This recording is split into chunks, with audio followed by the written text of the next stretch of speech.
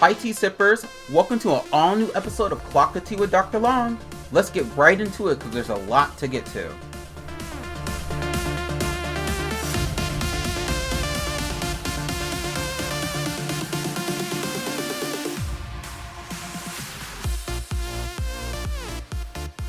Hi tea sippers, welcome to an all new episode of Clock the Tea with Dr. Long. This is your host, Mark Long, and you know I bring it to you fresh every single week, and this week we're hopping right into the escalation of what's happening with the Iran war. Now, we know that the Senate rejected a resolution that would have reined in Trump's war powers regarding Iran, but now reports show that with the 1,200 deaths from joint U.S.-Israel strikes, there's a lot of bipartisan fractures that are happening. Here's a recent update from ABC News. Let's get right to breaking news. U.S. Central Command now says all 6 service members involved in a plane crash in Iraq are dead. They say the refueling plane crashed after an incident with another plane in western Iraq and say it was not caused by hostile or friendly fire. Meanwhile, officials say more than 800,000 people have been displaced in Lebanon as Israel expands its offensive there. Let's bring in ABC's Matt Rivers in Beirut, senior Pentagon reporter Louis Martinez, and senior White House correspondent Selena Wang for more. Louis, what's the latest on this plane crash in Iraq? All 6 individuals who were aboard that Air Force KC-135 mid-air refueling tanker are now confirmed to be deceased. Earlier today, we had gotten word that 4 of the 6 were now confirmed to be deceased, but now all who were aboard. Typically, the crew of a KC-135 is about 3 individuals, 2 pilots, as well as the boom operator who handles that long boom that connects to another plane to refuel it. Sometimes you have additional crew members, depending on the mission.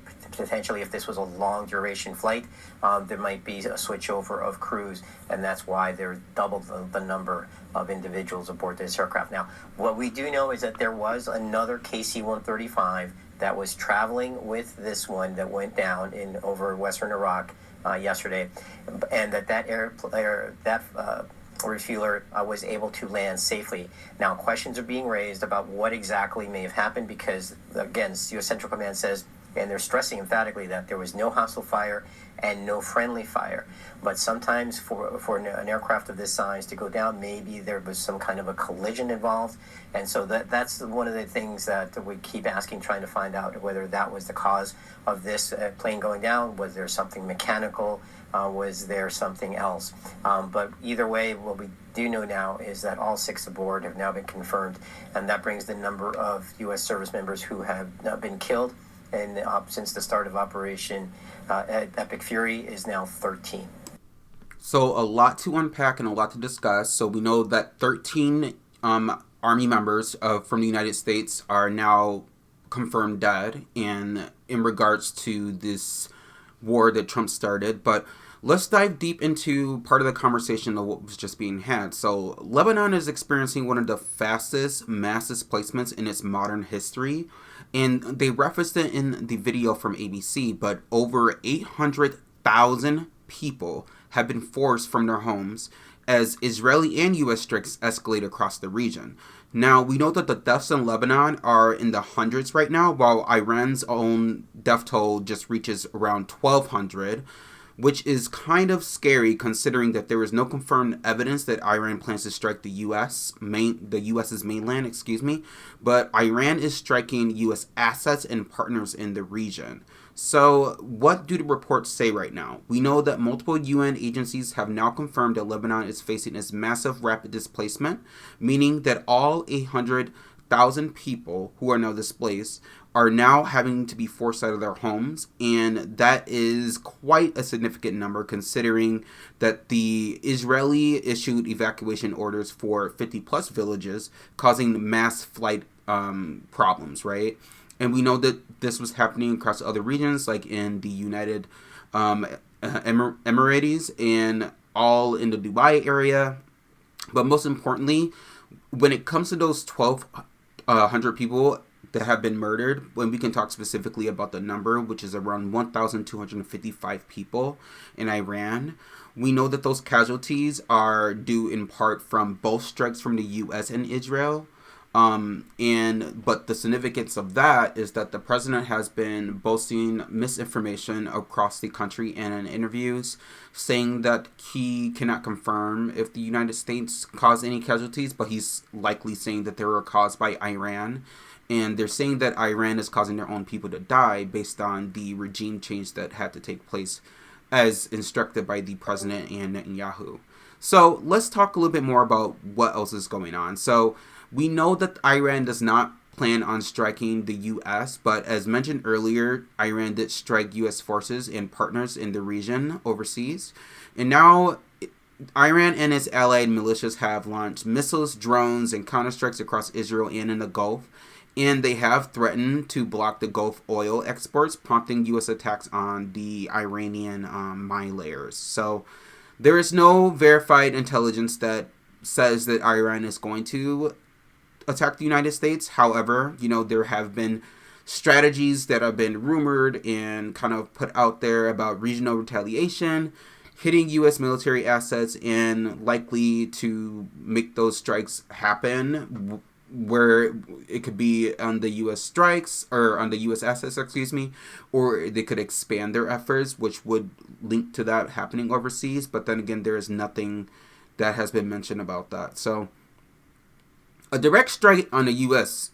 would be catastrophic, but most importantly, it would trigger like an overwhelming retaliation. And I think, there's a lot of what the Trump administration is boasting about in terms of its efforts to defend our territory. But I'm just concerned that this is just going into a complete shift in regards to how people are being perceived and how the country is being perceived. And we are causing international conflict to distract from our awful economy. And it's just almost every day something else is happening. And at the hands of this president who has no clue what he's doing, who is taking his own advice, who is in bed with Netanyahu, and who has these cronies working for him who have no experience and are talking like they're sending their personal family members overseas to fight. 13 U.S. members have died. That is significant, and whether or not people want to say that's not a lot or whatever, I feel like we still shouldn't minimize the fact that Americans are losing their lives in a pointless war where we don't even know why we're overseas doing this. Okay, moving right along, let's talk about the election because it is midterm year and there's a lot at stake here in terms of switching up what's happening in the country, but most importantly, the amount of power that has been given to the President of the United States is absolutely atrocious. So just let's talk about what's happening from the White House. So right now, they are pushing for this Operation Epic Fury, which is basically this election reform and this military campaign against Iran's terror regime. So Trump, at the same time, is also aggressively promoting this Save America Act, and he's calling it the most popular election reform in decades, with also conversations happening about new fiscal responsibility rules and all kinds of stuff for the Tennessee Valley Authority. So with that also being said, Republican-led states are moving quickly to adopt new voting restrictions and procedures aligned with Trump's agenda. Now, these changes are shaping the landscape right now heading into the 2026 midterms. Take a listen.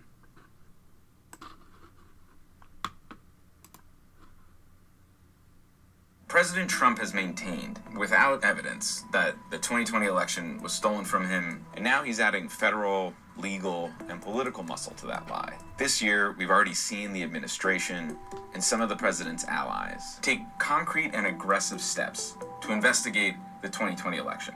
The FBI raided an election warehouse in Fulton County, Georgia. Activists in Michigan obtained copies of ballots from Detroit. And the Federal Bureau of Investigation subpoenaed election data from Maricopa County, the most politically decisive county in Arizona. So what do investigations into the 2020 election have to do with the 2026 midterms? There's a pattern that's starting to develop here. All of these cities are important to Democratic prospects in critical swing states. And all of these states are states that flipped for former President Biden in the 2020 election. Republicans are growing increasingly worried about the upcoming midterms, and President Trump remains steadfast and explicit in his desire to do whatever it takes to hold a thin margin in the House. The president has already said that he wants to nationalize elections. that he wants Republicans to take over elections in certain areas. He singled out cities like Detroit, Philadelphia, and Atlanta. 2 of those 3 cities have seen their ballots obtained by either the federal government or Trump's allies. Democrats and election officials across the country are worried that findings from any of these investigations could be used as justification for changes in the midterms. Take Georgia, where the government has not just copies of ballots, but the actual ballots. If the government were to put out a report that there was fraud or poor running of elections, there's a state law that would allow the Georgia State Election Board, which is run by allies of the president, to suspend the people who run elections in Fulton County and appoint their own supervisor. The president has spent years casting doubt and criticizing the electoral process. And he's also tried to capitalize on that doubt, whether it's efforts to change American voting laws through Congress or executive orders. But absent any successes, it's investigations like the ones in Fulton County and in Arizona that could possibly disrupt or give the federal government an opportunity to intrude in the electoral process. That was a reporter from the New York Times by the name of Nick Corsanity, and he was reporting on the elections and everything that's happening across the United States. Before we hop into this conversation about naturalization of elections, I want to make sure that we cover what is happening with this random Operation Epic Fury thing. So what is it exactly? So Operation Epic Fury is the Trump administration's full-scale military campaign against Iran, basically, like we mentioned prior.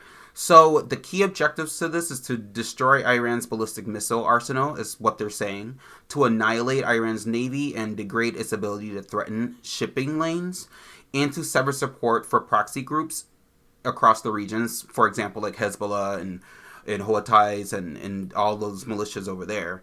And they also want to ensure Iran can never acquire a nuclear weapon. So we all know what has happened so far, right? So we know that there's been Tomahawk missile strikes, all that, everything that we've been reporting on. And NPR reporting indicates that the U.S. and Israel are coordinating strikes with the explicit goal of toppling the Iranian regime. So ABC News also describes the opening wave of everything as a single synchronized wave of aircraft, following Trump's 9-word order, which is Operation Epic Fury is approved and no aborts, good luck.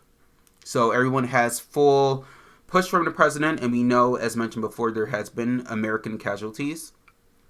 Shifting gears, let's talk about the Save America Act. So what is the White House trying to sell? We know exactly what the press secretary has been saying about this, but she outlined these requirements of the act, basically highlighting the fact that they're pushing for emphasizing voter ID, citizenship verification, and uniform national standards to be pretty much carried out.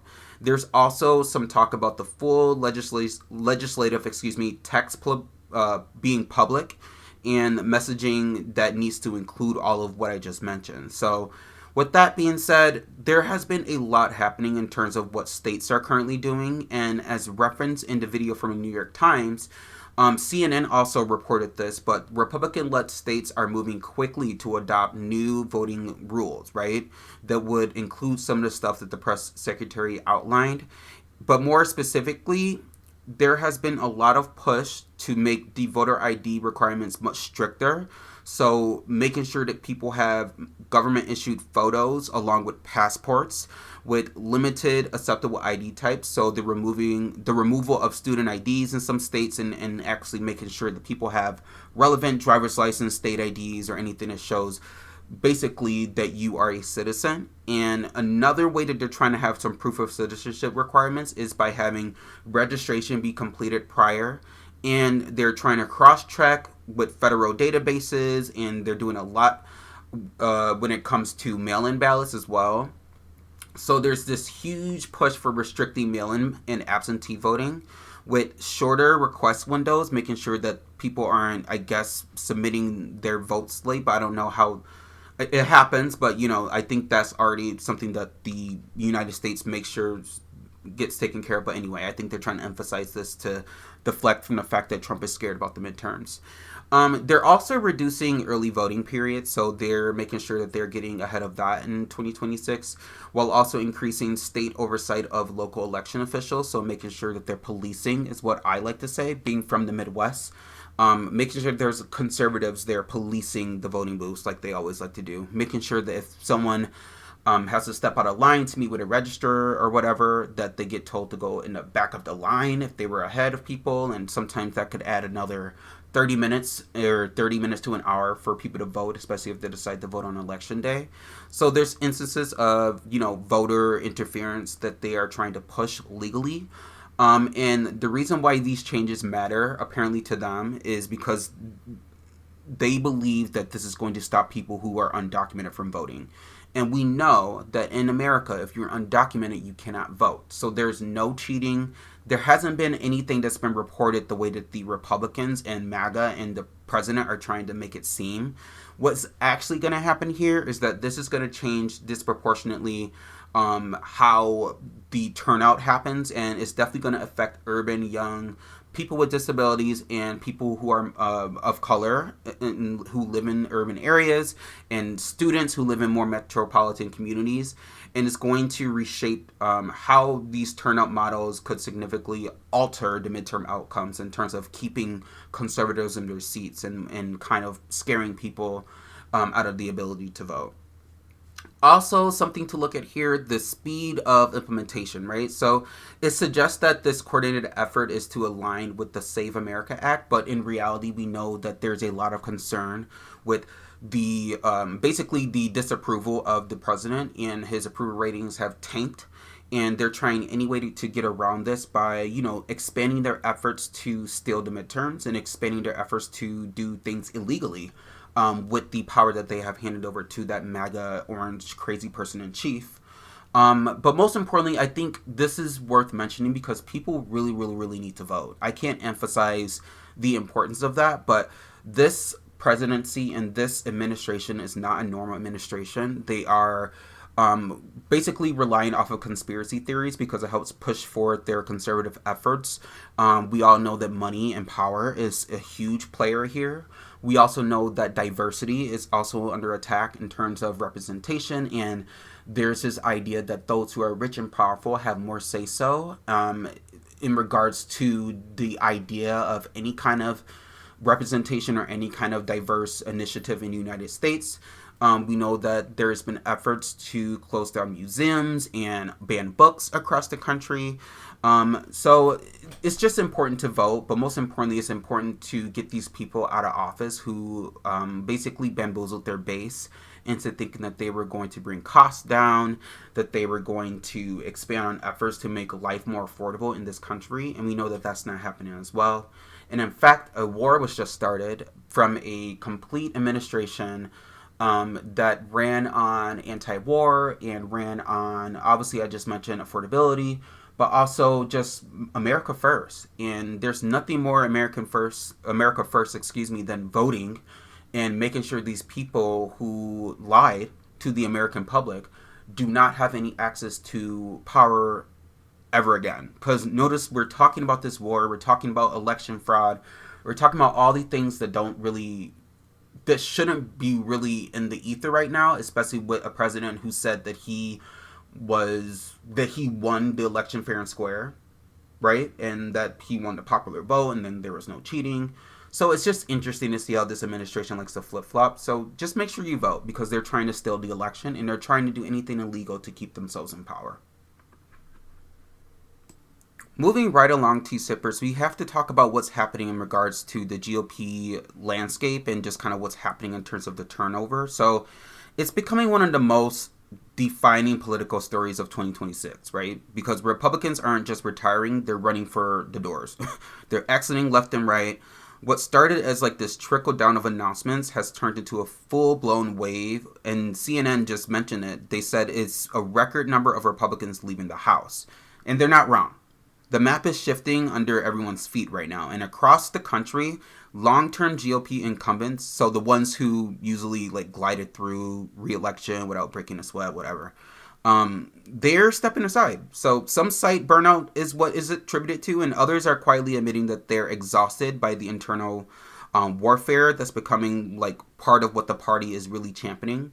And a lot of people are saying the daily operatings of everything when it comes to being in Congress has just been awful for them, and they feel like they have nothing to contribute. A few are simply just done with navigating the Trump era pressure in regards to just feeling like they're in this pressure cooker where every vote becomes a loyalty test rather than it being a primary challenge, and whether it being that them carrying out what their constituents and what their what their constituents and what their districts are wanting them to do. But most importantly, this is concerning because we know that there's a lot of coverage that was happening overseas, and we know that a lot of that typically does have an impact on how governments in the United States work. We know that war typically is met with a lot of disdain, especially since the first two world wars, and then we had Vietnam and a few other wars like the Korean War, where a lot of Americans were against, especially in the 50s. If we look at the 50s through the 70s, a lot of anti-war conversations came up, right? But most importantly, let's look at this more intensely. There was a recent report from NBC that talked about what's happening with the House, so take a listen to this.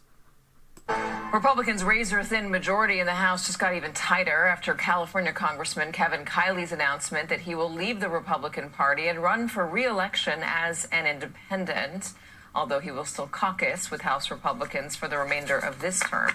Joining us, independent Congressman from California, Kevin Kiley. Really good to have you. Thank you for joining us. Great to be with you. Thanks. You make me want to quote Shakespeare at you. A rose by any other name. If you're going to be caucusing with the Republicans, what's with the party change?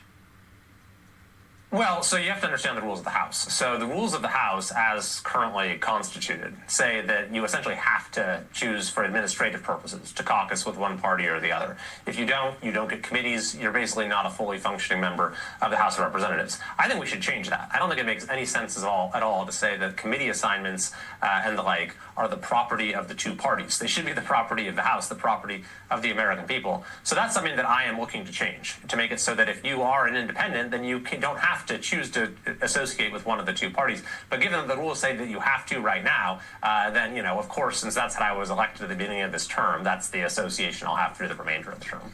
So tell me if I'm wrong about this. You got, in the redistricting, your district got carved up. You have to run for a new district.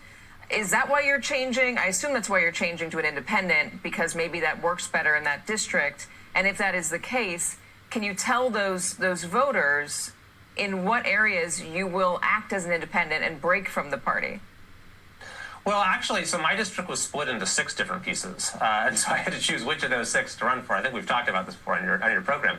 And one of them was actually what's considered a quote-unquote safe Republican seat, and I was pretty well set up to win that. That's what all the political consultants and whatnot said, is I should do that. That's the path of least resistance. That's the easy thing to do. But it wasn't the right thing to do, in my estimation. It would actually make this sort of hyper-partisanship we have in this country a lot worse. Okay, so that was actually MS Now, so MSN. So I said that was NBC. My bad, that was not them. But so let's talk a bit more about what's happening here with the Republican Party and why they are losing people. And this representative Kiley from, I forgot where he was from. You could talk a little bit more. I think he was a California rep, but he's leaving and registering as an independent. So this Republican exodus from Congress has been building for months. But specifically, if we talk about this representative, once he was a rising conservative star, and now he just announced it, but he also said he's not running as a Republican. He left the GOP outright, becoming the only independent member of the U.S. House, which is quite interesting, right, considering everything that's happening. And the timing right now couldn't be worse for the GOP, because people are already having some opinions, especially from the MAGA right, and there's a lot of people who are concerned about what's happening overseas and how it's not America first. But Representative Kiley's departure wasn't a quiet paperwork change. It was a political statement. He's obviously doing interviews. We see that his district was redrawn right into a Democratic leaning seat. And that happened, and we know that was something that was huge contention with the Trump administration. But instead of fighting for survival under the GOP banner, which he was wearing very proudly, he's telling reporters that he's basically not really affiliated with the party, and the change is happening effective immediately. NBC reported on this as well, and they said that he'll run for re-election as an independent, but if voters send him back to Washington, he he will basically stay that way. He'll stay as an independent, which I can't really believe that based on his alliance to Trump. And People Magazine framed this too. They were talking about how Kylie's switch from a Republican to an independent is kind of this whittled away at the GOP's razor-thin House majority that they were pretty much like banking on right now, which explains why they're pushing so hard about the midterms and why they're doing all this weird rollouts of election fraud and claiming that the election was stolen back in 2020, which is odd because you won in 2024. Why not move forward and like think that there's not going to be a problem? But they know there's a problem because people aren't willing to, put up with this any longer. But anyway, so let's talk a little bit more about what this signals. So obviously, this is another setback for the GOP, but this announcement is also something that came into play in regards to playing politics. And we know that ABC News and CBS News both highlighted this as a complicated move for Speaker Mike Johnson. But most importantly, it's complicated for him because he is basically losing his control here, right? Especially from what it looks like, it seems like the GOP is starting to dissolve under this Trump administration and become something different. But let's talk about some of the stats here. So how can Democrats take back the House? So for a party that entered the decade fighting uphill battles against gerrymandering and that razor-thin margin that we talked about, Democrats are suddenly somehow starting to see how the reclaiming of the House might work out in our favor more than what we know. So the first major shift comes from that retirement wave of what we were discussing with all these GOP people. With more than actually 24 GOP incumbents are going to be stepping aside. So that includes high-profile names like Isa and Bacon and other people who are representatives. So historically, if we look at this, open seats are easier to flip. And Cook Political Reports from 2026 says that the ratings show exactly that multiple Republican-held districts have moved into a toss-up and are starting to lean more Democratic based on what's happening with affordability in the country. So with these retirements, the map itself has changed, right? Vote Hub is reporting that this redistricting cycle has now been leaning in Democrats' favor because now we're looking at more fairer congressional maps.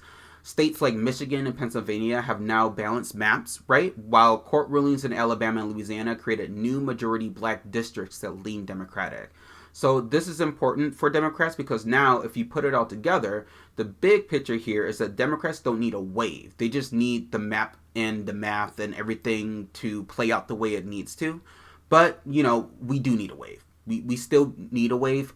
There's some reports saying that we don't need a wave because it's going to automatically lean in our favor unless something egregious happens with this administration in terms of some illegal fraud of stealing the election, as they like to claim that Democrats like to do. But the Save America Act is literally something that they're trying to create so they can legally steal the election away. Other things to mention is that grassroots strategy is also shifting in the country. We're swinging left. And we know this has expanded in the 2026 target map due to 33 districts, including 19 offensive opportunities where updated maps show that Democrats can basically meaningfully compete in those districts versus compared to how it was prior, where they weren't really competitive because the House representatives there just had more of a loyal following with them being MAGA and with the volunteer energy and the donor infrastructure of how it was set up.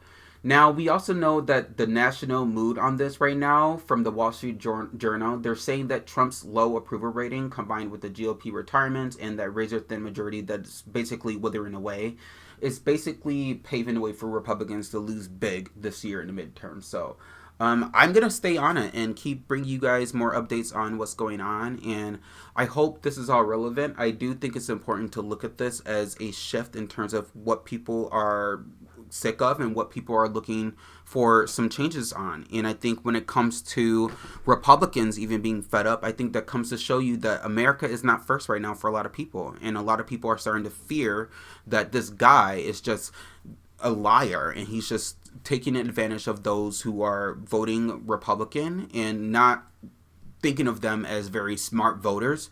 And I think a lot of people in the GOP are starting to realize, you know what, this is not kind of where I don't want to be in a party that pushes for wars, or a party that's not addressing the affordability, and all these distractions are happening left and right. Meanwhile, my family is living paycheck to paycheck. So thank you all so much for listening to another episode of Clock the Tea with Dr. Long. This is your host, Mark Long, and you know I bring it to you fresh every single week.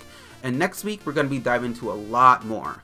I want you all to stay warm, and if you live somewhere where we're getting a lot of snow, like here in Wisconsin, stock up on what you got to do, child, because sometimes that weather takes over.